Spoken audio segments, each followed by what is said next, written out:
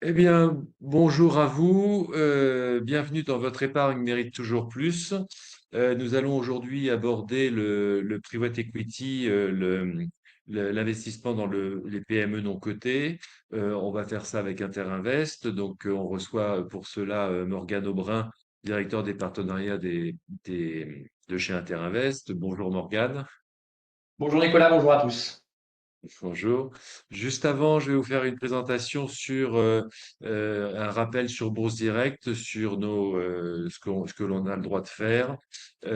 Premièrement, tout d'abord, je voulais donc vous faire un rappel sur Bourse Direct. Bourse Direct est une entreprise, un prestataire de services en investissement. Nous sommes conservateurs et teneurs de compte pour les comptes type PEA, PEA PME et PEA jeunes pour nos clients. Bourse Direct est aussi courtier en opérations d'assurance vie, d'assurance. Cela nous permet de vous proposer des contrats d'assurance, des plans d'épargne retraite, comme les deux contrats d'assurance vie dédiés qu'on a avec Apicil et Generali, Bourse Direct Vie et Bourse Direct Horizon. Bourse Direct est aussi conseil en investissement, ce qui nous permet de vous proposer d'autres produits et de vous accompagner dans le conseil. Donc les autres produits, c'est exactement le cas d'aujourd'hui de FCPR, de ces produits qu'on va voir ce soir. Deuxièmement, on va aborder des points généraux sur les produits de ce soir et chaque investisseur doit tenir compte de sa situation personnelle et ne doit pas avoir ni la performance passée ni la défiscalisation pour unique motivation de souscription. Il faut toujours, comme toujours, bien comprendre les produits dans lesquels on investit et c'est pour ça qu'on fait des webinaires pour vous présenter et on est disponible aussi après par téléphone, par mail pour pour vous compléter vos demandes. Troisièmement, au-delà des définitions avantages et risques qu'on va aborder aujourd'hui, il faut bien comprendre que ce webinaire a un caractère promotionnel. Vous présenter des produits, c'est pour évidemment que vous souscriviez chez nous à des tarifs plus que privilégiés et aussi les déposer sur votre compte titre et compte PEA chez nous. Et il faut toujours se référer avant tout investissement au statut, au prospectus et au DIC pour bien comprendre et prendre, avant de prendre une décision finale d'investissement. Quatrièmement, comme toujours, les performances passées ne préjugent en rien des performances futures ou à venir. Et pour finir, nous allons faire de notre mieux, Morgane et moi, ce soir, pour vous faire une présentation, pour vous présenter un contenu clair, exact et non trompeur. Donc maintenant, on va parler un petit peu de private equity avec Morgane. Alors, juste avant aussi, vous pouvez poser dans le chat toutes vos questions. Moi, je vais les regarder. Morgane va faire son exposé et j'interromprai Morgane si la question est à propos ou s'il y a besoin de compléments d'information. Donc vraiment, le chat, utilisez-le pour poser vos questions et on va interagir avec ça. S'il y a des questions qui sont hors propos, j'essaierai de les reposer à la fin pour réinsister dessus derrière. Donc, Morgane, merci d'être venu nous faire cette présentation. Alors, juste avant de parler d'Interinvest, est-ce que tu peux me dire ce qu'est le private equity en France, voilà. Et- Merci beaucoup Nicolas. Bonjour à tous. Merci pour cette introduction, hein. Je reprécise tout à fait les propos de Nicolas et sur l'ensemble des risques que peuvent proposer ce type de solution et l'importance d'être accompagné. Donc, bien évidemment, si vous avez des sujets, des questions, des remarques, n'hésitez pas à vous rapprocher de Nicolas. Bien évidemment, l'idée, c'est que le- cette présentation soit la plus interactive possible. Donc, si vous avez des questions, des remarques, comme vous l'avez dit, Nicolas, n'hésitez pas à les poser dans le chat. J'ai bien noté la question et je vais répondre dans quelques secondes. Je me permets juste en guise d'introduction de me présenter. Je m'appelle Morgane Aubrin, je suis en charge des partenariats au sein du groupe Interinvest et puis je vais vous détailler dans quelques minutes notre groupe, notre société de gestion et puis bien évidemment les différentes solutions qu'on propose. Alors, j'avais un slide pour ça, mais néanmoins, on peut faire répondre sur qu'est-ce que le private equity. Alors déjà, on dit private equity, c'est des termes anglais. Je vais essayer de simplifier, de vulgariser un maximum. Le private equity, en fait, on appelle ça en France le capital investissement. Et c'est tout simplement le fait d'investir dans des sociétés qui sont non cotées. Vous savez, vous avez la bourse de côté, vous avez des entreprises qui sont non cotées. Donc, c'est ça aujourd'hui ce qu'on appelle le capital investissement, le private equity. Et dans quelques minutes, je me permettrai de vous donner quelques chiffres sur qu'est-ce que le private equity, qu'est-ce que ça représente en termes de volume, peut-être d'un point de vue monde, également d'un point de vue sur le territoire français qui nous intéresse plus particulièrement. Vous montrer aussi que c'est une classe d'actifs qui a le vent dans le dos parce qu'elle augmente en termes de volume sur ces dernières années. Vous expliquer pourquoi elle augmente, pourquoi aujourd'hui on peut dire que c'est la classe d'actifs la plus attractive. Et puis bien évidemment, après, on rentrera dans le détail de nos différentes solutions. Donc, en guise d'introduction, et puis bien évidemment, à nouveau, n'hésitez pas à me poser toutes vos questions. Le groupe Interinvest, c'est un groupe que vous connaissez peut-être de nom. C'est un groupe familial, c'est un groupe indépendant. Juste, Nicolas, tout le monde voit bien la présentation qui défile? Parfait, alors je ne t'entends plus, mais j'imagine que tu m'as dit oui. Oui, c'est parfait, ok. Donc, le groupe Interinvest, on est un groupe familial, on est un groupe indépendant. Ça veut dire quoi? Ça veut dire que l'actionnariat est détenu à 100% par la famille dirigeante, la famille Petit, hein, qui est aux manettes du groupe. Donc, c'est assez agréable parce qu'on a de compte à rendre à personne. On existe depuis un peu plus de 30 ans. On a été fondé en 1991. On a levé, pour vous donner, alors l'idée, c'est pas de vous abreuver de chiffres, mais néanmoins voilà, pour vous le situer. On a levé l'année dernière un peu plus de 300 millions d'euros sur les différentes activités du groupe. On a plus de 50 000 investisseurs qui nous font confiance. On travaille avec plus de 1000 partenaires, dont Bourse Direct, qui en est un très bon exemple et sur lequel on a un partenariat très fort. On est un groupe rentable, ce qui nous permet d'investir dans des hommes et dans des outils. Et surtout, parce qu'un groupe, c'est avant tout des hommes, on est un peu plus de 170 collaborateurs aujourd'hui au sein du groupe, dont une bonne partie sont affectés à notre société de gestion qui s'appelle Élévation Capital Partner, et j'y reviendrai. Aujourd'hui, au niveau du groupe Interinvest, on a 4 activités principales. Une activité qui s'appelle Interinvest Outre-mer, qui va structurer des opérations dans le cadre du dispositif Girardin. Ça représente à peu près 1 demi-milliard de financement qu'on fait chaque année, uniquement en Outre-mer. Une activité qui s'appelle Interinvest Immobilier, qui structure une offre immobilière en nue propriété. Globalement, on fait entre 100 et 200 lots par an en France métropolitaine, à Paris intramuros, dans des grandes villes de France. On a une activité de PER, plan épargne retraite, qu'on a lancé l'année dernière et qui se développe de manière très significative parce qu'on a voulu le PER, sujet au cotement, d'actualité, le plus sur mesure possible et le plus personnalisable. Et enfin, une activité qui est une société de gestion qui s'appelle Élévation Capital Partner, qui est agréée par l'AMF depuis fin 2015 et sur lequel on va structurer des opérations de private equity, donc des opérations de capital investissement. Et c'est ce sur quoi on échangera de manière un peu plus précise aujourd'hui.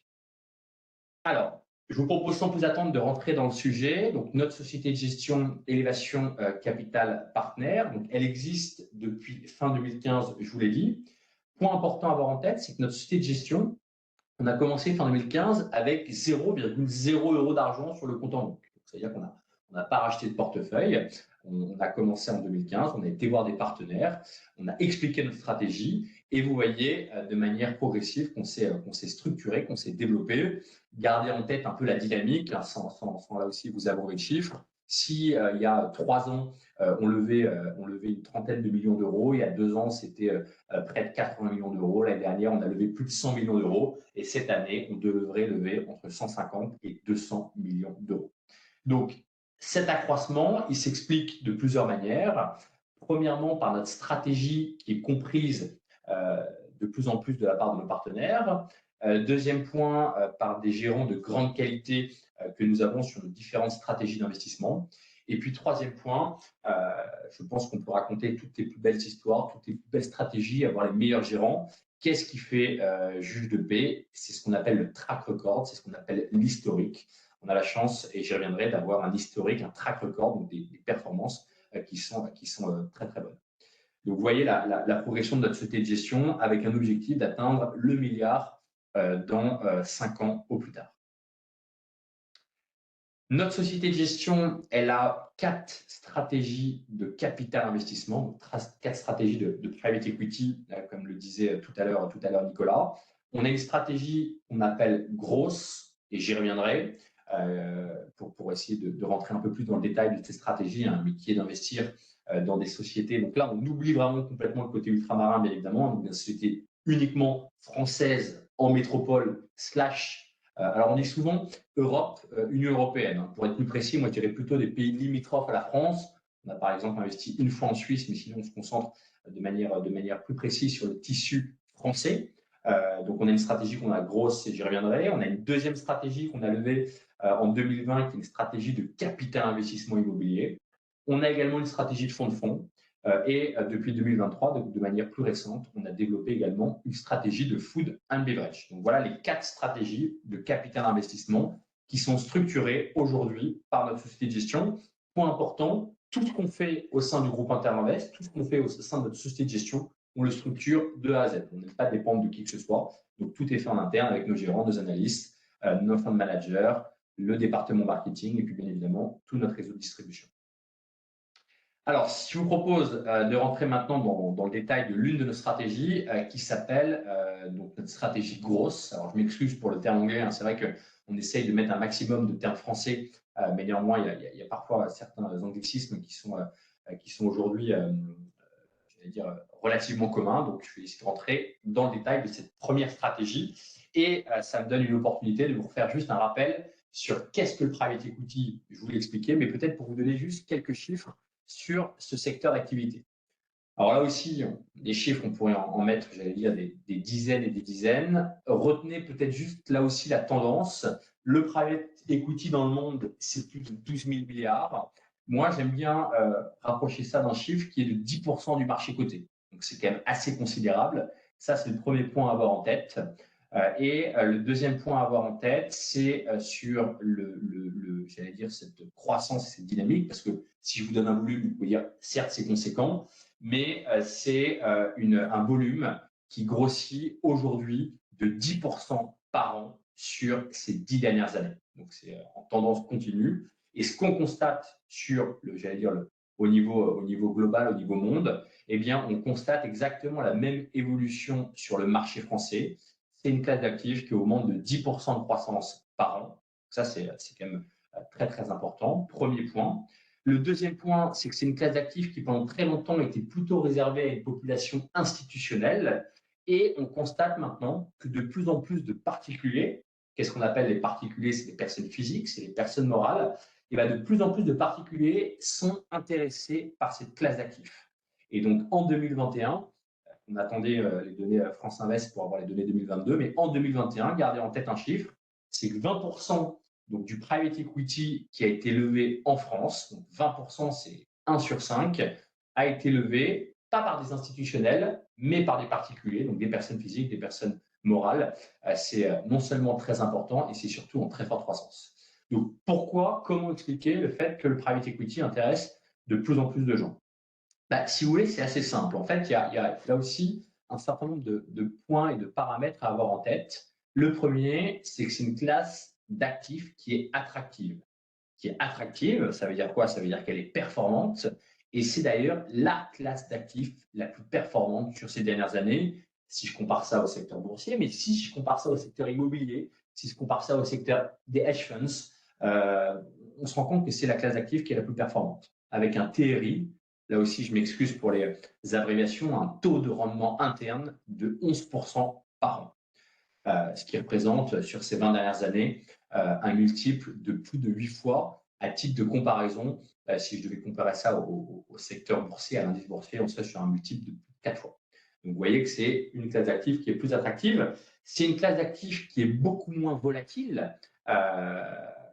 Que notamment les marchés boursiers. Il n'y a qu'à voir le contexte qu'on a pu rencontrer sur ces derniers mois. Ça, c'est un point également important. Derrière ça, c'est aussi une classe d'actifs où vous allez financer, accompagner l'économie réelle. Donc, si vous voulez, c'est des choses qui ont du sens. Vous avez des due deals qui sont extrêmement importantes de la part de nos différents gérants avant d'investir dans une société. Et puis, dernier point, on pourra y revenir également parce que c'est un point de plus important. Derrière ça, parce que souvent, dès que vous tirez un fil, vous en avez 2 ou 3 qui se cachent derrière, vous avez aussi cette dimension sociétale, écologique, environnementale qui est importante et qui se cache derrière justement cette typologie et ces investissements. Donc, gardez en tête une classe d'actifs qui est attractive, qui est performante, qui est beaucoup moins volatile. Donc, si vous voulez, il y a un côté beaucoup moins anxiogène par rapport à les difficultés ou j'allais dire les yo-yo que peuvent rencontrer les marchés boursiers. Troisième point, parce qu'il faut dire les choses également dans son ensemble, c'est une classe d'actifs qui n'est pas liquide ou peu liquide, c'est-à-dire que dès que vous allez investir dans un fonds de non-coté, un fonds de capital investissement, un fonds de private equity, eh bien, vous allez être bloqué pendant une certaine durée. Donc ça, c'est un point également important à avoir en tête. Si vous mettez 100 et que vous souhaitez les récupérer 2 jours plus tard, ce n'est absolument pas possible sur le marché non coté versus bien évidemment le marché coté où vous pouvez tout à fait récupérer votre investissement très rapidement. Alors, quelle est la stratégie? Donc maintenant, pour entrer dans le détail de notre première stratégie, notre stratégie grosse, quelle est la stratégie de notre société de gestion Élévation Capital Partner? Vous voyez que cette stratégie, on va la retrouver ensuite sur nos différentes verticales.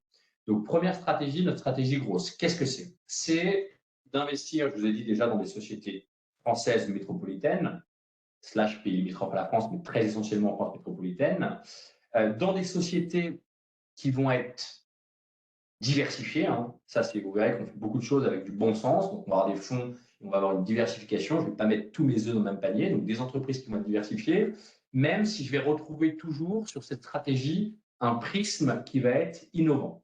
Ça veut dire quoi? Ça veut dire que je vais investir dans des sociétés dans l'univers de la technologie, dans les sites e-commerce, dans du marketing d'influence, dans de la mobilité urbaine, dans le secteur green. Vous allez me dire entre une boîte qui fait, je ne sais pas moi, un site e-commerce qui fait de la vente et l'achat de produits high-tech reconditionnés versus une boîte de mobilité urbaine, versus une boîte de jeux vidéo, ça n'a rien à voir et vous avez raison, c'est diversifié. Néanmoins, on retrouve toujours un prix innovant. Pourquoi? Parce que ça permet de capter de la croissance de manière rapide. J'ai rien contre une boîte qui ferait, je ne sais pas moi, des lacets de chaussures. Tout le monde porte des chaussures, tout le monde a des lacets, mais ça n'a rien d'innovant, ça ne permet pas de capter de la croissance de manière rapide. Des entreprises qui sont diversifiées. Et point important qui est illustré par ce slide, c'est qu'on va investir que dans des entreprises qui ont un modèle éprouvé, en d'autres termes, qui n'ont pas besoin de nous. Ça, c'est un point très important. Nous, on ne fait pas ce qu'on appelle de l'amorçage, on ne fait pas de l'innovation, on ne cherche surtout pas à avoir des licornes. Si on en a, tant mieux, mais ce n'est pas la stratégie. Nous, on investit dans des sociétés qui fonctionnent déjà. On fait vraiment du capital développement, qui sont déjà établies, qui n'ont pas besoin de nous pour vivre. Nous, on n'est pas là, notre apport, on rentre au capital de ces sociétés, de manière minoritaire d'ailleurs, hein, pour laisser le dirigeant mettre à bord, concerné par le développement de sa société. Mais en aucun cas, notre apport, il sert à payer les salaires, il sert à payer l'électricité, il sert à payer le local, pas du tout. Nous, notre apport, il va permettre à la société peut-être de faire une croissance externe, peut-être de remonter la chaîne de valeur, peut-être de faire des recrutements clés, peut-être de faire, je ne sais pas, une campagne de marketing au niveau national importante. Mais encore une fois, des sociétés qui ont déjà des modèles éprouvés, qui sont rentables et bien évidemment qui sont en croissance et dynamique. Globalement, on est sur des croissances qui sont de l'ordre de peu ou prou 20% de croissance par an. Donc ça aussi, gardez en tête parce que c'est un point très important qu'on retrouvera sur toutes nos stratégies, c'est qu'on ne fait que du capital développement. Donc ça veut dire qu'on n'investit que dans des sociétés qui ont des modèles éprouvés et on n'investit que dans des sociétés qui sont rentables. Ça, c'est un point très important et qui fait partie de l'ADN de notre société de gestion, Élévation Capital Partner. Donc on ne fait pas de venture et on ne fait pas non plus de buy-out. Alors, ce qu'on appelle buy-out, là aussi, je m'excuse pour cet anglicisme, c'est notamment tout ce qu'on peut.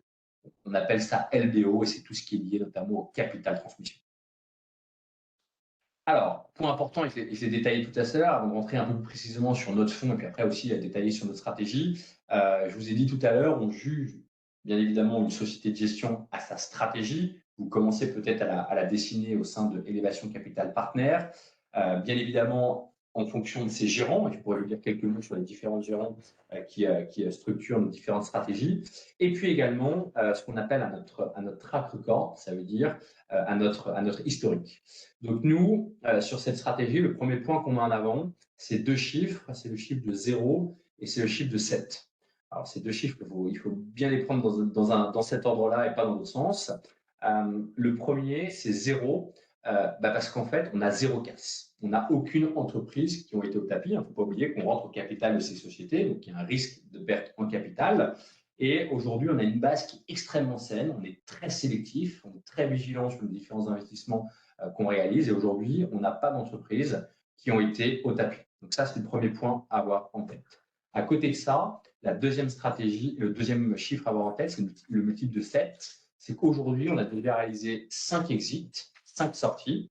Ça veut dire qu'il y a 5 entreprises qu'on a cédées et vous les avez sur ce slide-là, avec un multiple moyen de x7. Alors encore une fois, on ne va pas réaliser systématiquement des multiples aussi importants. Néanmoins, bah voilà, dès que vous faites une fois, deux fois, trois fois, bah vous dites un peu de chance, 4 fois, 5 fois, là vous dites qu'il y a un vrai savoir-faire, bien évidemment, qui est mis en place par l'ensemble de notre société de gestion. Alors, je vais revenir de manière assez rapide parce que le temps nous est relativement compté. Mais vous voyez que là aussi, vous voyez la diversification de la typologie des investissements qu'on a pu réaliser.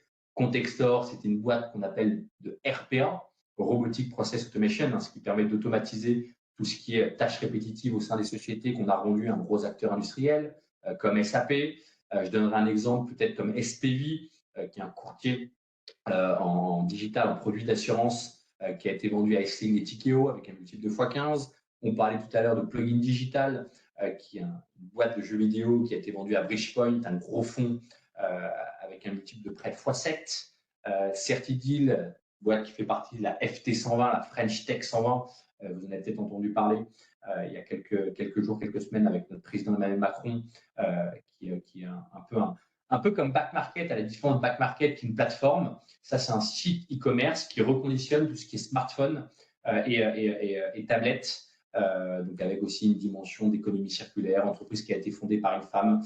Donc, c'est un point très important. Donc, des entreprises diversifiées, parce qu'entre un jeu vidéo et un site e-commerce ou une boîte de RPA, ça n'a rien à voir. Mais néanmoins, vous retrouvez toujours ce prisme innovant qui ont été vendus soit à des gros acteurs industriels, soit à des gros acteurs financiers. Donc, point important, donc on a un très bel historique, on est très sélectif. Et aujourd'hui à date, très humble, hein, ça nous aura peut-être un jour, mais en tout cas, aujourd'hui à date, depuis 2015, sur ces stratégies, on n'a pas de casse.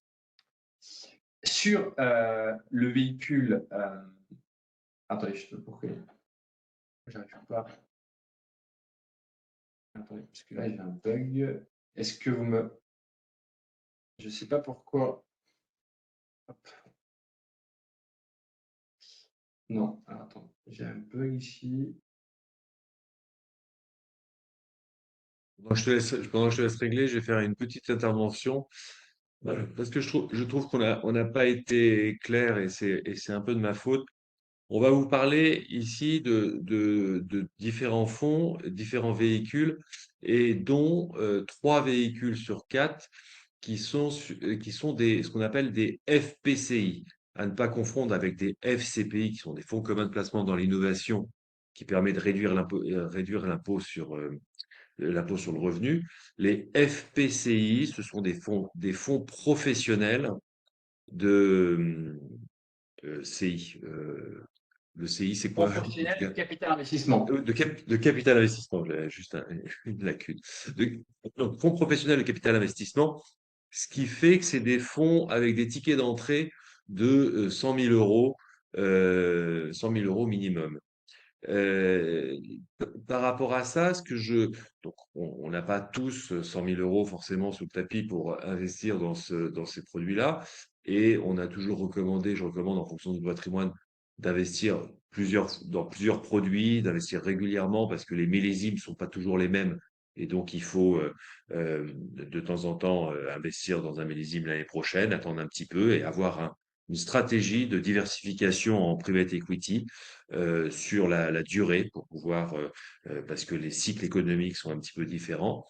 Et donc, ce que je voulais vous présenter, enfin avec Morgane, c'était aussi de vous comprendre la stratégie que Interinvest avait sur des fonds professionnels pour vous parler d'un fonds qui est plus retail, ce qu'on appelle plus accessible. Mais on a aussi des clients qui peuvent être intéressés par des fonds avec des tickets comme ça. Donc, Exactement. J'ai un bug, je sais pas pourquoi ça a dû être enregistré par notre département market. Enfin bref, donc je continue juste ma présentation, mais du coup, bon, pourquoi ça bug? si on mettait un peu plus petit. Non, non, mais c'est parce que.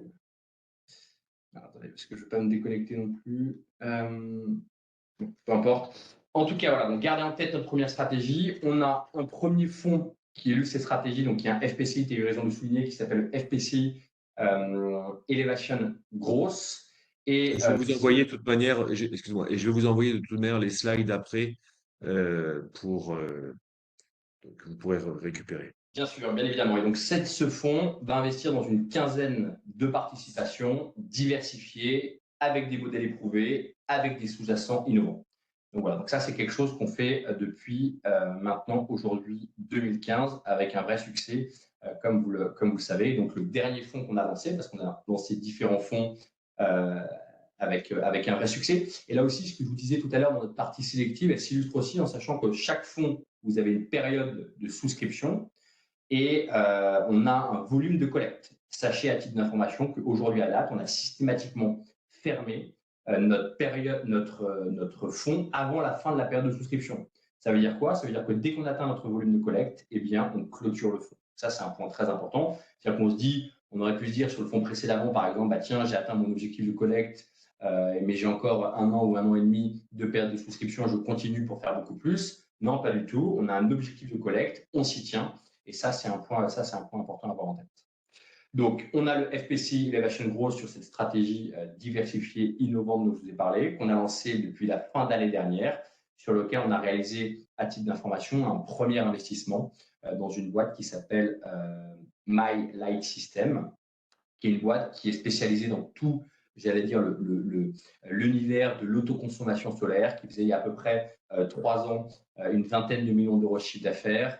Il y a 2 ans, près de 50 millions d'euros. Et l'année dernière, ils ont passé le cap des 80 millions d'euros, donc une boîte en forte croissance, une boîte rentable. Je vous le rappelle, c'est un élément très important qu'on a mis en avant et qu'on accompagne notamment sur son développement européen et montrer au capital de cette belle société.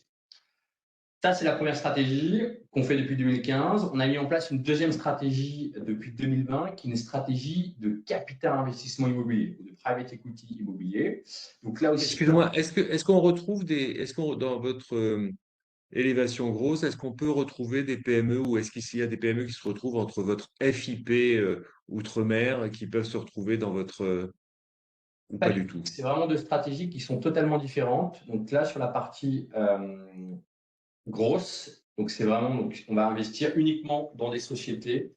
On pourrait investir en outre-mer, mais c'est pas du tout la stratégie. On va vraiment se focus sur les sociétés qui sont en France métropolitaine. Donc il y aura pas du tout d'overlap. Donc c'est vraiment deux typologies de stratégies totalement différentes. Donc ça, c'est notre première stratégie. Depuis 2020, on a mis en place une deuxième stratégie. Les choses se sont faites de manière progressive. Pourquoi? Parce qu'en fait, déjà, on a vu qu'on avait mis en place, qu'on commençait à avoir une certaine expertise dans le private equity, dans le capital investissement. Et comme on commençait à capter également des clients via des partenaires qui mettaient des tickets parfois un peu plus importants, eh bien, on s'est dit que c'était intéressant d'avoir une deuxième offre. Donc, on a structuré une deuxième offre de capital investissement. Donc, cette fois-ci, on n'est plus sur des sous-jacents innovants, diversifiés, mais on est sur des sous-jacents immobiliers. Là aussi, vous savez, on croit beaucoup à la diversification au sein du groupe Interinvest. Donc, on ne voulait pas un fonds thématique, je ne voulais pas un fonds que de promotion, je ne voulais pas un fonds que d'hôtellerie, mais je voulais un fonds le plus diversifié possible. Donc, c'est pour ça qu'on a un fonds diversifié dans l'univers immobilier/immobilier géré. Et encore une fois, on va retrouver ce qui fait notre caractéristique, c'est d'investir dans des sociétés qui sont déjà avec des modèles éprouvés, qui sont en croissance dynamique, mais qui sont rentables. J'insiste dessus, on fait du capital développement et on n'est pas là sur le début de vie de la société. Donc, sur cette stratégie de capital investissement immobilier, vous verrez qu'on a deux fonds qui ont la même stratégie, mais l'un est plutôt à destination d'investisseurs avertis, et tu l'as très bien dit tout à l'heure, Nicolas, avec un FPCI, et l'autre est plus un fonds retail accessible à partir non pas de 100 000 euros, mais à partir de 3 000 euros, j'y reviendrai. Donc, la stratégie, premier point, c'est une stratégie diversifiée. Donc, ça, c'est un point qui est intéressant. Donc, déjà, et je me permets de faire un rappel, qu'est-ce qu'on appelle l'immobilier? Qu'est-ce qu'on appelle l'immobilier géré? Donc, l'immobilier, c'est d'investir dans des classes d'actifs type promotion, marchand de biens, réhabilitation, et puis je me permettrai peut-être de donner quelques exemples pour illustrer les propos. Et puis également l'immobilier géré. Donc, l'immobilier géré, ça peut être l'hôtellerie au sens large du terme. On a, par exemple, investi dans l'hôtellerie luxe. Il y a peut-être quelques personnes qui nous écoutent qui sont situées à Paris et qui connaissent le groupe Evoque Hôtel Collection avec l'hôtel Brac à Paris dans le 16e arrondissement. Donc, on a également développé l'accompagnement de ce groupe hôtelier. Ça peut être également ce qu'on appelle de l'hôtellerie économique. Donc, même au sein d'une catégorie, je peux avoir une diversification. ce qu'on appelle l'hôtellerie économique, vous savez, c'est ces hôtels sans étoiles, mais qui sont en général des machines à cash situées parfois dans des bonnes zones industrielles. Ça peut être des résidences-services, ça peut être des cliniques, ça peut être des nouveaux usages immobiliers. Vous savez que le monde évolue à 2000 à l'heure, l'immobilier également en fait partie. Tout à l'heure, vous avez peut-être vu, on avait réalisé une très belle opération dans une boîte qui s'appelait BAP, Bureau à partager, Morning Coworking.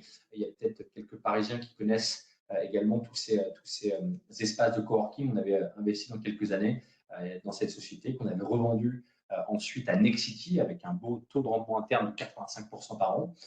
Et donc, c'est aussi tout ce qui est nouveaux usages, des thématiques qu'on regarde. Alors, maintenant, coworking, on parle de co-living, on parle de flex office. Donc, vous voyez qu'on a une vraie diversification et qu'on n'a pas d'objectif, j'allais dire, chiffré par catégorie. Pas parce que j'ai un fonds diversifié que je me dois d'avoir 50% forcément de promotion, 10% d'hôtellerie. Bien au contraire, mon fonds est diversifié et le point qui est intéressant et pertinent, c'est qu'en fonction bien évidemment du contexte, en fonction de l'actualité, je peux avoir tendance à dire, voilà, je vais mettre peut-être aujourd'hui le secteur de la promotion, le prix des matières premières augmente, peut-être un peu moins de promotion. On voit qu'il y a un rattrapage du fait de la période post-Covid, donc je vais peut-être aller mettre un peu plus d'hôtellerie. Et puis comme ça, je vais pouvoir être agile sur mes différentes typologies d'investissement. Deuxième point également à avoir en tête, c'est que non seulement j'ai une diversification. Excuse-moi, est-ce que vous, dans votre fonds immobilier, ou je pense pas dans l'autre, mais on ne sait jamais, est-ce que vous utilisez de la dette? Est-ce que vous faites appel à la dette? Alors, sur les deux fonds, on a un fonds qui est, tu as raison de le souligner, notre FPCI, qui est majoritairement en equity. On va investir en actions. Sur notre FCPR, c'est un fonds, alors ce qu'on appelle un fonds mezzanine. Ça veut dire quoi? C'est très simple, un mezzanine. Ça veut dire que là, tu as raison de le souligner, c'est un fonds où on investit majoritairement en obligations. Effectivement. D'accord, mais vous faites pas de vous ne faites pas de ligne de crédit pour acheter Non, plus d'immobilier comme non, là vous êtes tout à fait, en non. direct. D'accord. Exactement, tout à fait, non. Exactement, ça va être on appelle l'obligation, c'est sous forme de, ça pourrait être comparé peu ou prou à un système de prêt, entre guillemets, mais tout à fait, c'est soit majoritairement en equity, soit majoritairement en obligation, slash convertible sur notre FCPR. Donc une diversification sectorielle, j'en ai parlé, et puis également, point important, une diversification également, et ça c'est important de le souligner, sur la forme de nos investissements et surtout sur la forme des horizons d'investissement. Ça veut dire quoi? Ça veut dire que je peux rentrer, et ça c'est la force de l'immobilier, parfois au niveau de la société mère, donc ce qu'on appelle au niveau du corporate, au niveau de la tête d'une société, et parfois également, je peux revenir sous la forme d'un projet. Et donc, je vais vous donner quelques exemples pour illustrer mes propos, ce qui me permet également d'avoir des horizons d'investissement qui sont différents. En d'autres termes, et si j'illustre mes propos, je pense que ça va être très clair et très simple pour tout le monde. Si jamais je fais une opération de marchand de biens où je vais, je ne sais pas moi, financer l'acquisition d'un immeuble en plein cœur de Lyon que je vais revendre à la découpe via un acteur local, si vous voulez, cette durée d'opération, on peut imaginer qu'elle va durer 12 mois. Si jamais je rentre au capital d'un hôtel, d'un groupe hôtelier type le groupe Evoque Hôtel Collection, eh bien, la durée peut être plus longue. Dans cet exemple-là, elle peut varier de 5 à 7 ans. Également, je vais avoir une diversification sur la forme de mes horizons d'investissement. Ça, c'est un point important parce que ça va me permettre de pouvoir faire tourner l'argent de manière significative et ça va me permettre également de pouvoir, j'allais dire, au final, sur une base 100, investir plus que 100 parce que l'argent va revenir et je vais me permettre de pouvoir le réinvestir pour mes investisseurs slash mes partenaires. Donc là, on vous a donné quelques exemples. L'hôtel Brac, vous regarderez, donc, qui fait partie du groupe Evoque Hôtel Collection. Alors, je ne vais pas non plus être trop long, mais c'est un point intéressant. Le groupe Evoque Hôtel Collection, c'est ce qu'on appelle de l'hôtellerie lifestyle. Peut-être qu'un certain nombre d'entre vous voyez de quoi je parle. Ça veut dire que c'est l'hôtellerie luxe, mais ce n'est pas de l'hôtellerie luxe type comme peut être le Georges V à Paris, qui sont des hôtels très chargés avec des dorures au plafond et ainsi de suite. Là, vous êtes plutôt dans des hôtels qui sont designés par Stark. D'ailleurs, aujourd'hui, c'est plus Royal Monceau, c'est l'hôtel Brac à Paris qui est le flagship de Stark. Vous allez arriver, vous allez avoir une collection de livres Gallimard, vous allez avoir le jeu d'échecs Brancusi, vous allez avoir des choses très modernes, très mode et très agréables. Et en sachant, pour vous donner une petite anecdote, que c'est aussi un groupe qui est extrêmement agile. À titre d'information, l'hôtel Brac à Paris en 2020, je pense que c'était la pire période en pleine crise sanitaire de la Covid-19, a créé un bénéfice de plus de 2 millions d'euros. Donc, vous voyez qu'ils sont agiles. Pourquoi?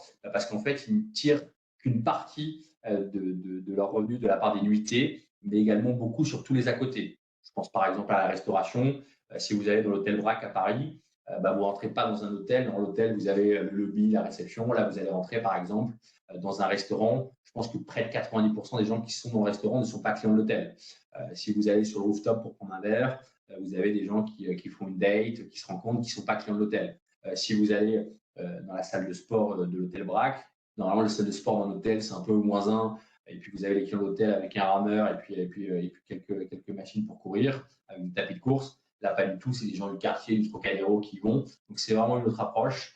Et donc, on a accompagné justement le développement de ce groupe hôtelier. À titre d'information, un autre exemple avec le groupe Ideal Group, on a accompagné. Donc là, c'est l'information. Donc là, par exemple, Ideal Group, on a pu rentrer soit au niveau de la tête, donc au niveau de ce promoteur. C'est un promoteur qui va faire près d'une centaine de millions d'euros, très rentable, en croissance. Vous voyez qu'on investit dans des sociétés, encore une fois, qui ont des fondamentaux sains, solides. Et on est rentré soit au niveau de la tête, corporelle, je vous disais, soit on peut rentrer sur un projet. À titre d'information, on est rentré sur un projet de ce groupe de promotion, sur une réhabilitation d'un EHPAD en résidence étudiante en plein cœur de Bordeaux, intramuros, à quelques minutes, je crois que c'est entre 10 et 15 minutes, de la gare Saint-Jean, qui est la gare centrale de TGV de Bordeaux, intramuros. Donc, vous voyez, des investissements qui sont différents, mais toujours dans des sociétés qui ont les fondamentaux sains, solides, et sur lesquels on va prendre un certain nombre également de garanties, de couverture pour protéger l'intérêt de nos partenaires, slash nos investisseurs, comme des clauses de liquidité. On a bien évidemment des droits de décision sur un certain nombre de décisions clés, des droits de veto qu'on met bien évidemment sur tous les packs de nos actionnaires. La stratégie d'investissement, j'en ai parlé. Donc, on va rentrer sous forme d'action ou sous forme d'obligation, je l'ai précisé. On va se concentrer essentiellement sur le marché français. On n'exclut pas parfois s'il y a des opportunités. On n'a pas d'ailleurs. On pense qu'il y a du bon partout sur des pays qui peuvent être limitrophes à la France. On va rentrer systématiquement de manière minoritaire, parce qu'on veut laisser le dirigeant mettre à bord, concerné par le développement de sa société, dans des boîtes qui sont saines financièrement. J'insiste dessus, et je vous l'ai dit, encore une fois, on fait du capital développement. La boîte, elle n'a pas besoin de nous pour vivre. On est là pour l'aider à accélérer sa croissance. Et soit en equity, soit en obligation. Dès qu'on est en obligation, ça c'est un point important. Et je reviendrai un peu plus dans le détail de ce fonds et du FCPR Élévation Immo 2, sur lequel on souhaitait mettre un accent plus particulier avec Nicolas. Mais là aussi, sachez, à titre d'information, qu'on fait beaucoup de choses qui ont du bon sens. Ça veut dire que si je rentre sur un projet, je vais bien évidemment m'assurer que déjà le promoteur se sente concerné, donc il ait mis de l'argent à titre personnel sur l'opération.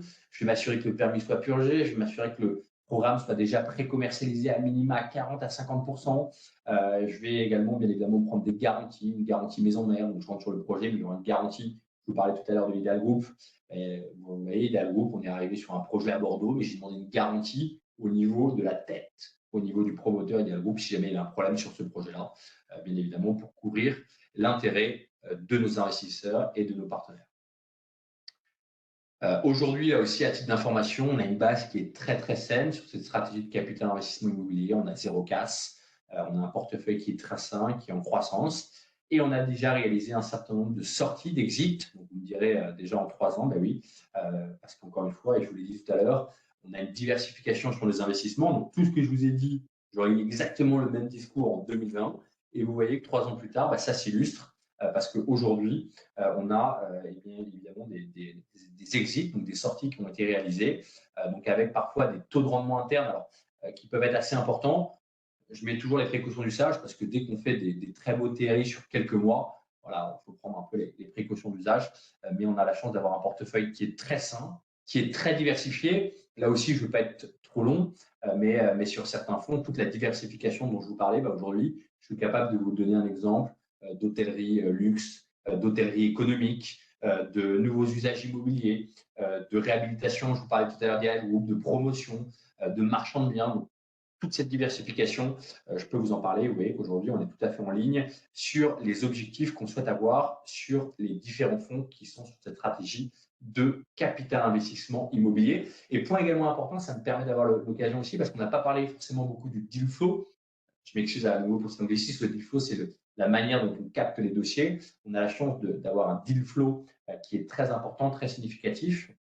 Et on commence à réaliser parfois des deuxièmes opérations avec des acteurs avec lesquels on travaille, ce qui est plutôt intéressant parce qu'en général, vous faites une première opération pour apprendre à vous connaître, à vous renifler, puis si ça se passe bien, vous pouvez être amené à faire une deuxième opération. Donc, c'est plutôt bon signe et gage que justement, on a trouvé des partenaires qui sont très sains et très solides.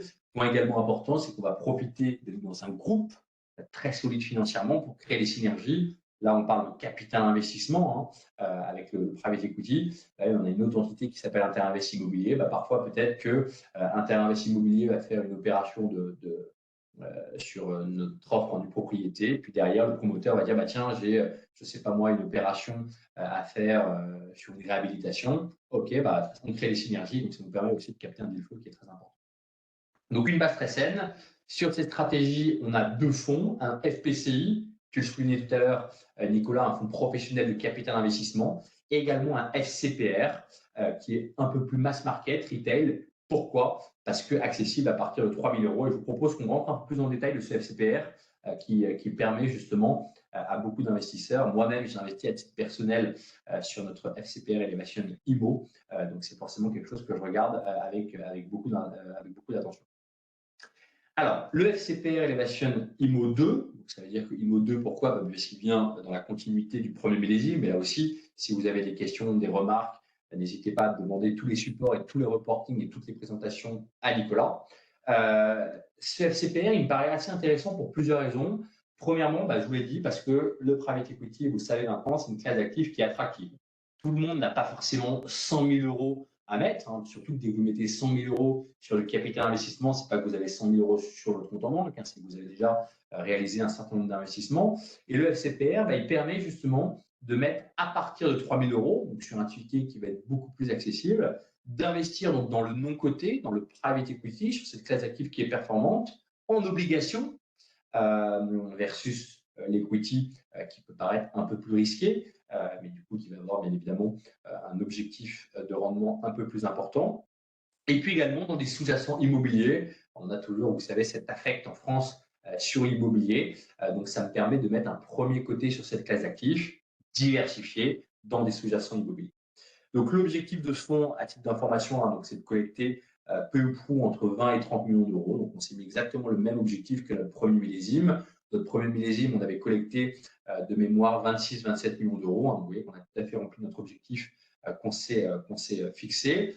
On aura une quinzaine de participations. On peut investir dans ce fonds en tant que personne physique / personne morale. Et on commence de plus en plus à avoir de personnes morales, notamment aussi parfois peut-être certains de vous sont dirigeants d'entreprise, ce qu'on appelle la trésorerie d'entreprise qui peuvent investir dans ce type de fonds. Gardez en tête que ce fonds n'est pas soumis à l'IFI. Gardez en tête que ce fonds a le quota fiscal. Ça, c'est un point quand même important. Ça veut dire quoi? Ça veut dire que si j'investis en tant que personne physique, je vais avoir une exonération d'impôt sur les plus-values. Je n'ai payé aujourd'hui à date que ce qu'on appelle les prélèvements sociaux à hauteur de 17,2%. Et si j'investis sur une personne morale, je vais avoir une exonération / taux d'IS réduit. Je vais payer un IS qui va se situer entre 0 et 15%, peu ou prou de 6%. Donc, si vous voulez, effectivement, un avantage non négligeable parce que je vais bien évidemment avoir un objectif de plus-value. Et sur ma plus-value, sur mon jus, je vais avoir une fiscalité qui va être réduite. Donc, ça aussi, c'est un point important à rappeler et à souligner. Sachez également en tête que notre FCPR Elevation IMO 2 est éligible au PEA PME. Objectif de rendement 7%. Et les souscriptions, donc le fonds, on l'a lancé, le FPCI Elevation IMO 2, on l'a lancé depuis quelques jours avec une période de détention, donc un horizon d'investissement de 7 ans. Donc ça veut dire que quoi qu'il arrive, de toute façon, pendant 5 ans, on ne peut pas rendre de l'argent aux investisseurs. C'est ce qui nous permet justement de bénéficier de ce quota fiscal dont je vous parlais. Et vous avez cet horizon d'investissement de 7 ans. C'est pour ça que je soulignais, contrairement aux côtés, c'est une classe d'actifs très attractive, mais néanmoins, gardez en tête que c'est une classe d'actifs qui n'est pas liquide. Donc, votre argent va être bloqué pendant quelques années. Voilà sur la partie private equity immobilier, donc une approche diversifiée et de solutions, le FPC et le FCPR. Et je souhaitais faire un point plus particulier sur cette partie FCPR. Si tu me l'accordes, Nicolas, je souhaitais dire un dernier mot sur une autre stratégie qu'on a lancée, mais qui me paraît assez intéressante, sur une stratégie de fonds de fonds. Je suis désolé, ça fait beaucoup d'informations, mais néanmoins, ça me paraît intéressant. Donc aujourd'hui, jusqu'à présent, on a parlé donc, d'une stratégie grosse. Pour rappel, donc j'ai un fonds, j'investis dans des sociétés diversifiées, modèles éprouvés, rentables, mais avec des sous-jacents innovants digitaux. Attention, je parle innovant, je ne parle pas d'innovation. Un point important, c'est que des sociétés qui ont des modèles éprouvés, très important. On a parlé de cette stratégie de capital investissement immobilier. Pareil, j'ai un fonds, j'ai investi dans des sociétés, toujours diversifiées. Je ne mets pas tous mes œufs dans le même panier et en fonction du contexte, j'adapte mes investissements, encore une fois, que dans des sociétés rendables avec des modèles éprouvés. On a parlé du FPCI, surtout on a parlé du FCPR qui me permet, à partir de 3 000 euros, d'avoir accès à cette classe d'actifs. Et la troisième stratégie, c'est une stratégie, cette fois-ci, de fonds qui va investir. Donc, là, j'ai un fonds et je vais investir dans des fonds. Et c'est ces fonds qui vont investir dans des sociétés. Donc, le point qui me paraît intéressant tout de suite, sans trop entrer dans les détails, on pourra tout à fait, si cette classe d'actifs vous intéresse, de faire des points plus précis avec Nicolas, mais c'est que ça va me permettre d'avoir une diversification qui va être extrêmement importante, premier point. Et deuxième point, ça va me permettre justement de construire un portefeuille avec une typologie de fonds plutôt normalement réservée à une population institutionnelle. Là aussi, dès que je crée un fonds de fonds, la première question que je me pose, encore une fois, je schématise, je simplifie, mais c'est important dans le discours, c'est j'ai un fonds de fonds, donc j'ai un fonds qui investit dans des fonds, dans combien de fonds je vais investir? Donc nous, on a fait le choix d'investir dans une quinzaine de fonds. Pourquoi? Là aussi, ce chiffre ne sort pas du chapeau. C'est très simple. Parce que vous pouvez dire, j'ai des convictions qui sont très fortes, je suis sûr que ça, ces 5 fonds, c'est les meilleurs du monde, c'est les plus beaux, c'est les meilleurs. Ok, très bien, mais je n'ai pas de boule de cristal. Si jamais il y a un de ces fonds qui finalement se comporte pas exactement comme c'était prévu, tout de suite, imaginez 5 fonds, ça représente 20%, tout de suite, ça va niveler vers le bas la performance globale du fonds. A contrario, si j'investis dans 50 fonds, dans 30 fonds, je ne vais pas être très sélectif. Ça veut dire que je vais saupoudrer un petit peu partout. Ce n'est pas ce qu'on souhaite faire. On ne souhaite pas avoir une performance de marché. On souhaite construire une performance sur notre portefeuille. Et donc, c'est pour ça que nous, on a choisi d'investir dans une quinzaine de fonds. Ça, c'est le premier point. Et puis, le deuxième point qu'on va avoir en tête, c'est une fois que vous avez dit j'ai investi dans 15 fonds, c'est dans quel type de fonds je vais investir. Comment je vais construire mon portefeuille? Quelle est la stratégie? Là aussi, on va investir dans des fonds qu'on appelle primaires. Pas trop rentrer dans le détail, mais dans les fonds primaires, vous avez globalement soit ce qu'on appelle l'innovation, c'est au début, soit ce qu'on appelle le capital développement slash LBO. Donc, nous, on va investir que sur cette partie-là. On ne veut pas investir dans des fonds qui sont au démarrage, qui peuvent être très, très bons, mais qui peuvent être très risqués, qui peuvent être très longs. Donc, ça, on ne fait pas. Donc, on va faire uniquement ce qu'on appelle le capital développement slash LBO. Et puis également, on va investir sur la partie fonds secondaires. Je pourrais répondre aux questions ou rentrer dans le détail avec d'autres personnes si jamais ça vous intéresse. On va créer une diversification également géographique. Je vais investir essentiellement sur cette stratégie en Europe et en France, mais également sur le marché américain, globalement à hauteur de 25%. Je vais rentrer dans des fonds avec des millésimes qui vont être différents. Ça aussi, c'est important parce que du coup, je vais être sur des cycles économiques qui vont être différents. Et je vais investir sur des très gros fonds, mais pas que, aussi sur des plus petits fonds. Attention, ce que j'appelle les plus petits fonds, c'est des fonds qui font quand même plusieurs centaines de millions d'euros, 300, 400, 500, 600 millions d'euros. Donc, ce n'est pas non plus des fonds qui sont entre guillemets microscopiques. Ça, c'est important. Pourquoi? Parce qu'en fait, dès qu'on regarde avec attention, et il y a des données assez intéressantes de France Invest, parce que maintenant on commence à avoir un certain recul sur le bon côté, qui sont intéressantes. D'ailleurs, l'un de nos gérants, le gérant qui a eu cette stratégie de fonds, qui est l'ancien dirigeant de la société de gestion de la BRED, notre ami Julien Godard, Adaxtra, qui a déjà d'ailleurs investi plus de 300 millions d'euros avant de nous rejoindre dans des fonds de fonds à capital investissement. Donc, encore une fois, il sait de quoi il parle. Et d'ailleurs, à titre d'information, vous pouvez regarder ses performances passées ne préjugent pas des performances futures, mais aujourd'hui, tous les fonds de fonds qu'il a constitués avaient des performances supérieures à 15% de taux de rendement interne par an. Ça, c'est important de l'avoir en tête. Donc, quelqu'un de très compétent qui nous a rejoint. On donne les moyens de nos ambitions, on est un groupe rentable, on investit dans des outils et dans des hommes. Je le disais tout à l'heure, ça s'illustre de manière très concrète. Et en fait, il est formateur chez France Invest, vous le disiez. Et ce qui est intéressant, c'est qu'il s'est rendu compte qu'en fait, les très gros fonds, en général, vous ne les trouvez pas ce qu'on appelle dans le premier quartile. Vous savez, le premier quartile, c'est en général top 25%, ni d'ailleurs, parce qu'il faut dire les choses dans son ensemble, dans le top dernier, dans les 25 derniers. Pourquoi? Parce qu'ils ont plutôt une performance de marché en général. Euh, Nous, on va cibler quelques très gros fonds, poser le décor, mais aussi des fonds peut-être un peu plus petits, justement pour aller construire une performance, pour aller construire euh, une croissance, justement, sur cette stratégie de fonds.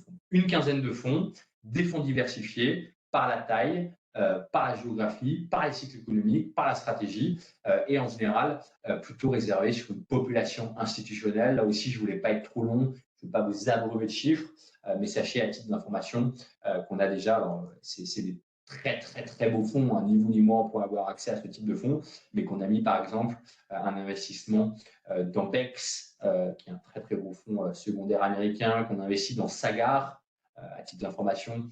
Sagard, c'est le fonds dans lequel on investit. À nous, on est à côté de la famille Frères, qui est la famille la plus riche en Belgique, à côté de la famille Desmarais, qui est la famille la plus riche du Canada. On est à côté du fonds de Liechtenstein, on est à côté d'Ardian et nous. Vous voyez que c'est quand même plutôt assez exceptionnel. Et à titre d'information, parce que vous me dites, mais comment vous arrivez à rentrer dans un fonds comme ça? Ben là aussi, il y a beaucoup d'instituts personnels. Typiquement, Julien Godard, qui anime une stratégie de fonds, qui a fait Super Hero avec le dirigeant du groupe Benoît Petit, qui a fait l'INSEAD après, qui est un MBA que vous devez peut-être connaître. Et dès qu'il était à l'INSEAD, il était avec Paul Desmarais, copain de cours de l'INSEAD, avec lequel ils ont notamment d'ailleurs monté le club du private equity à l'INSEAD. Et c'était tout à fait naturel qu'on puisse investir dans ce fonds-là, Sagard, quelques années plus tard. Donc là aussi, vous voyez qu'on a la chance d'avoir des très beaux fonds plutôt qui sont normalement 100% réservés à une population institutionnelle. Pour vous donner un exemple très concret, on a fait notre premier investissement dans Bex 4. La période de souscription, elle a duré quelques semaines. Donc, si vous voyez, nous, on a eu la chance d'avoir un ticket uniquement, là aussi, grâce à notre gérant Julien Godard, qui était au conseil d'administration de Bex 2. Et donc, on a pu rentrer dans Bex 4, mais ni vous ni moi pouvez avoir accès à cette typologie de fonds. Donc, ça vous permet là aussi. Et donc, je vous ai donné quelques exemples de fonds dans lesquels on a investi aujourd'hui. Vous voyez la typologie des entreprises dont un certain nombre de noms doivent vous parler. Donc là aussi, je suis à votre disposition pour entrer dans le détail de cette stratégie sur ce fonds de fonds, en sachant, parce que du coup, je n'ai pas parlé, mais ça va être une manière de récapituler également, qu'on a sur ce fonds de fonds un objectif de faire ce qu'on appelle un TRI de 15% par an. Dès que je parle de TRI, je parle de net de frais de gestion. Vous savez que vous avez des frais de gestion sur les différents fonds, ce qui représente, parce que je préfère, dès qu'on parle de particulier, plutôt de parler d'objectif de multiple, qui sera un objectif de multiple légèrement supérieur à x2. Versus sur notre stratégie de capital investissement immobilier, on va plutôt être sur des TRI, donc des objectifs qui vont être entre 7% pour notre FCPR, 8 à 10% pour nos FPCI. Et sur la partie grosse, on va être sur un TRI légèrement supérieur à 15%. Voilà, pour vous donner un peu les grandes masses des objectifs de rendement qu'on souhaite avoir sur nos différentes stratégies. Point également important, notre fonds de fonds a le quota fiscal, hein, tout comme nos fonds de capital investissement immobilier, tout comme notre fonds grosse. Donc ça, c'est un point très important je vous l'ai dit, sur l'exonération d'imposition sur les plus-values. Tous les process se font de manière 100% digitale. Au sein du groupe Interinvest, on a 30 personnes justement. Quelques clics, vous pouvez renseigner vos souscriptions via Nicolas. Et c'est vrai qu'on se retrouve beaucoup là-dessus, Nicolas, sur justement ce côté innovant. Et c'est un point important. Et parce qu'on veut toujours être le plus innovant sur notre stratégie fonds de fonds, on a proposé une nouvelle innovation qui nous semble intéressante.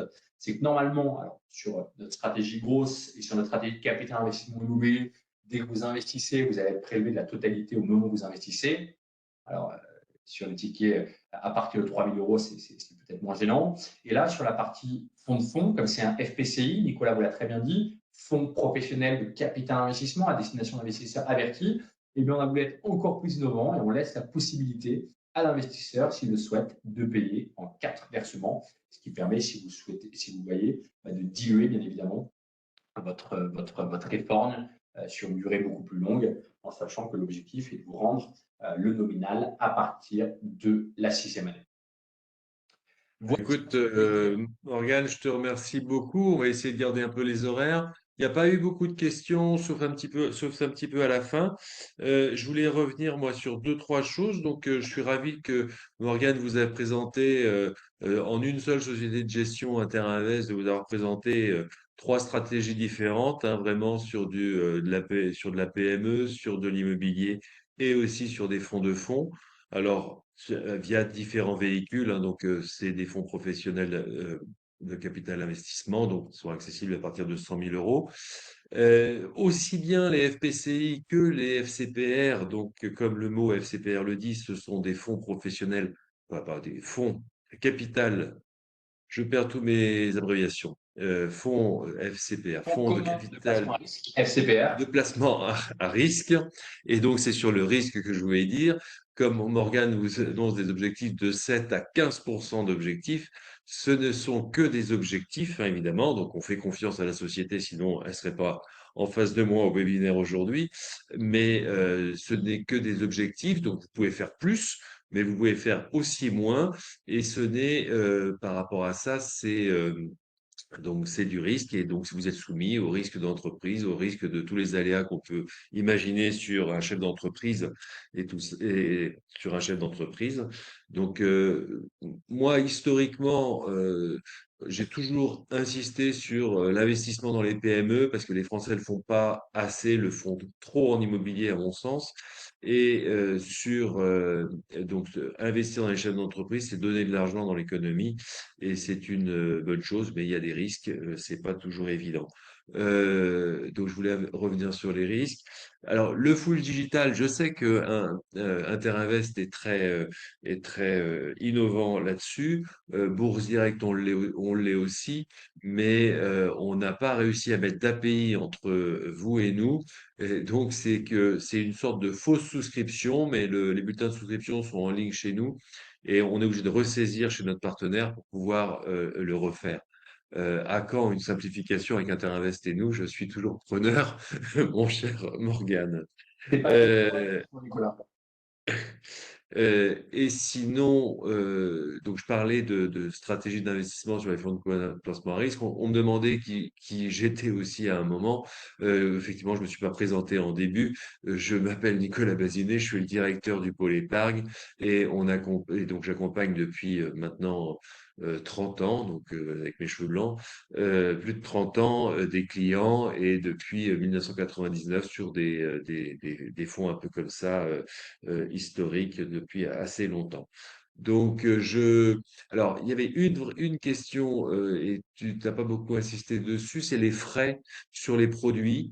Euh, tu veux nous parler Alors, des frais bien sûr, c'est vrai qu'il y avait beaucoup d'informations et je m'en excuse. Et c'est vrai que en près de 45 minutes, une heure, vous parlez des trois stratégies. On pourrait rentrer beaucoup plus dans le détail. N'hésitez pas à vous rapprocher de Nicolas et puis je suis toujours à disposition avec Nicolas pour vous faire des points plus précis. Vous avez bien évidemment ce qu'on appelle des frais de gestion sur les différents types de fonds.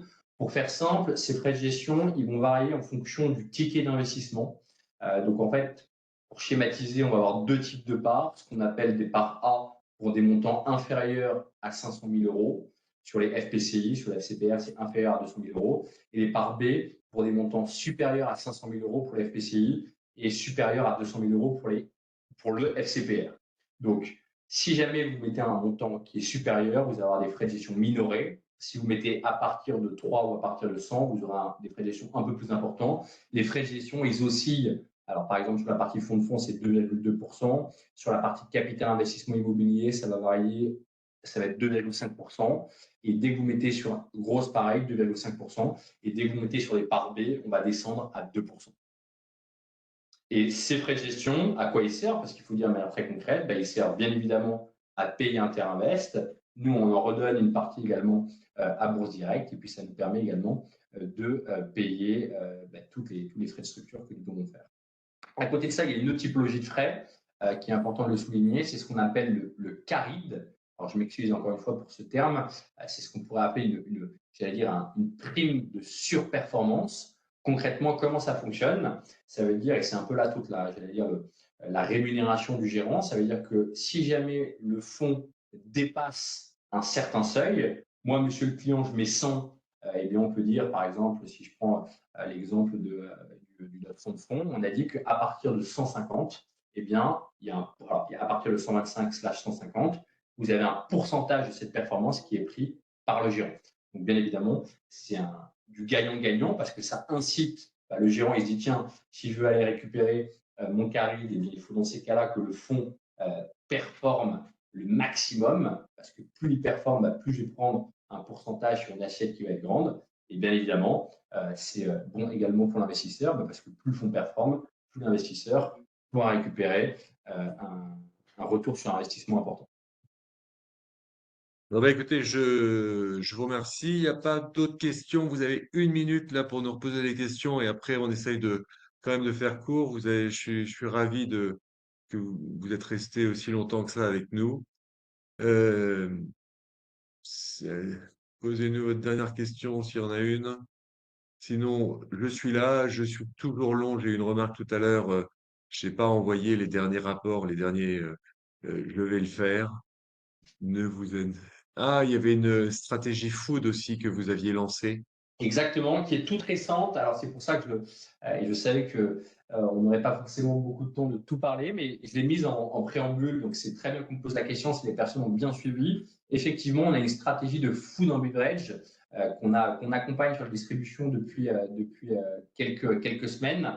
Donc c'est très récent. En fait, en quelques mots pour schématiser, food and beverage, on imagine bien évidemment tout l'univers de la restauration, mais c'est beaucoup plus large que ça. Déjà, c'est un secteur où on aura tous et tout besoin de se nourrir. Ça, c'est le premier point. Le deuxième point, c'est un secteur qui est en très, très forte mutation. Il n'y a qu'à voir la manière dont on s'alimentait il y a quelques années versus aujourd'hui. Il y a beaucoup de changé. On parle maintenant de super aliments. J'ai écouté un article il y a encore quelques jours sur maintenant des steaks de manière végétale, de manière même on parlait de viande reconstituée de mammouth. Enfin, il y a beaucoup, beaucoup de choses qui peuvent être diversifiées. La restauration, on parle maintenant d'expérience. Je ne fais pas que uniquement pour me nourrir, mais pour partager un moment d'expérience. Donc, univers diversifié, univers en mutation qu'on a choisi d'accompagner avec là aussi un partenaire très stratégique qui s'appelle Food Expert, en sachant qu'on investit là aussi dans une quinzaine de sociétés dans ce fonds-là et qu'on fait que, et j'insiste dessus, du capital développement. Donc, c'est des sociétés qui ont les fondamentaux sains, qui sont rentables, qui sont déjà solides financièrement et qui ont déjà un modèle éprouvé dans l'univers de la food, qui est un Eh ben, univers, d'ailleurs, d'information qui est très très peu accompagné sur le tissu français versus le tissu anglo-saxon. merci beaucoup, Morgane. Eh ben, écoutez, on va mettre fin au webinaire. On n'a pas eu d'autres questions. Je vous remercie à tous et je vous souhaite une bonne soirée. Il est 20h05. On essaye de respecter les délais. C'est normal, avec grand plaisir. Merci Nicolas, merci à tous et je vous Merci. souhaite à tous une très bonne soirée. Merci à tous. Merci.